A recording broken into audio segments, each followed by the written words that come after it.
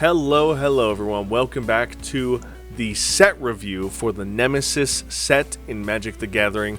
We're talking about the 3 commanders from this set, and again, this is going to be one of those very short ones. There's only 3 commanders, but as always, I will go through how I do my tier list ranking as compared to other tier lists, just so you guys are aware of what I'm talking about.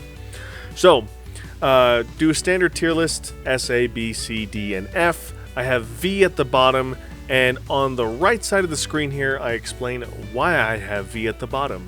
The way I do my tier lists is not based on the power level of the commanders, but rather on the number of deck ideas that you can build with this commander.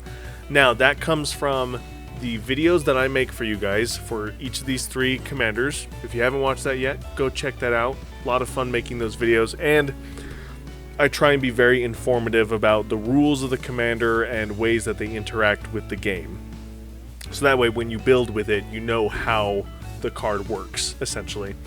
So that video, EDH Rec, which, again, I don't do the power level of the card, but the more powerful the card is, generally the more popular it is, and the more popular a commander is, the more decks are built around it. So EDH Rec is a big contender when it comes to how many deck ideas exist for this commander. And then lastly is any interesting or janky deck ideas that I either create on my own or I find on the internet or through social circles and stuff like that.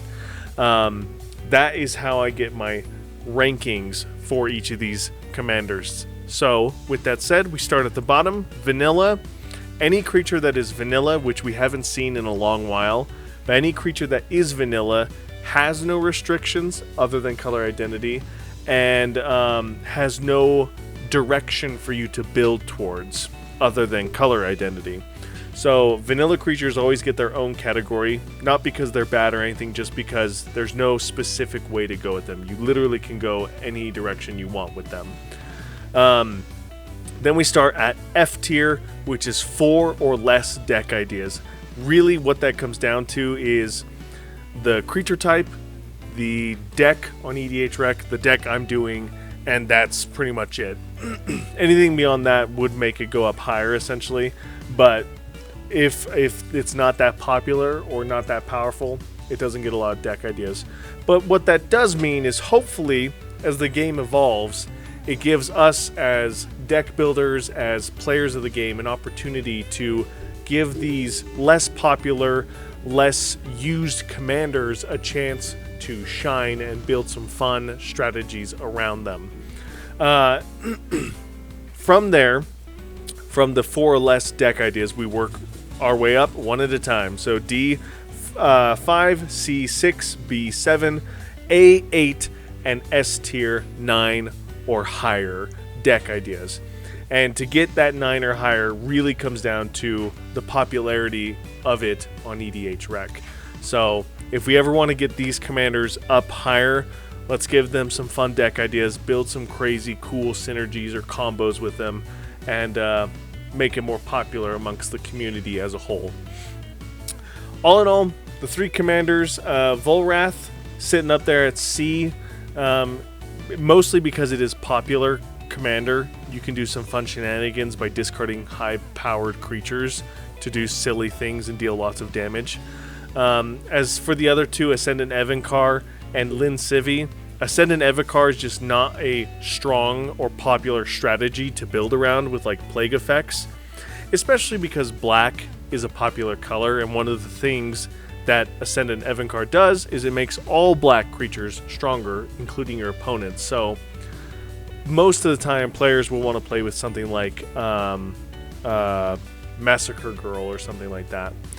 Lin Civi, on the other hand, doesn't have a lot going on with her because it's a Rebel-specific card, and Rebels are not supported like at all in this game. I would love to see some more support for Rebels.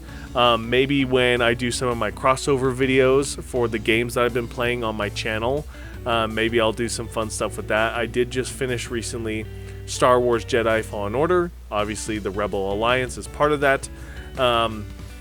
as part of that universe. So we'll see what happens. You never know. But I love Lincivi. I think that that card alone is just so cool, and I can't wait to play with it myself and make some fun, cool Rebel decks around that card. But that's going to do it for this video. Very short, very simple, straight to the point. These cards are all pretty low tier, but that is mostly because there are either better cards that do what these commanders want to do, or the idea is just not heavily supported yet in Magic. So give it time, give us give us an opportunity, Magic, to do some fun stuff with these cards. And of course, as a community, let's take advantage of these cards and do some fun shenanigans with them. And that's gonna do it for this video. Thank you guys so much for watching.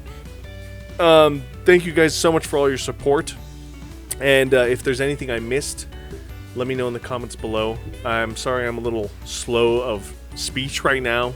My throat is really dry. I've been doing a lot of talking today, trying to catch up on videos. Work has been crazy, so my throat's a little dry, a little slow of speech at the moment. But I'm gonna keep going because I want to make sure I don't fall behind on these videos any more than I keep ending up. So thank you guys so much for your support.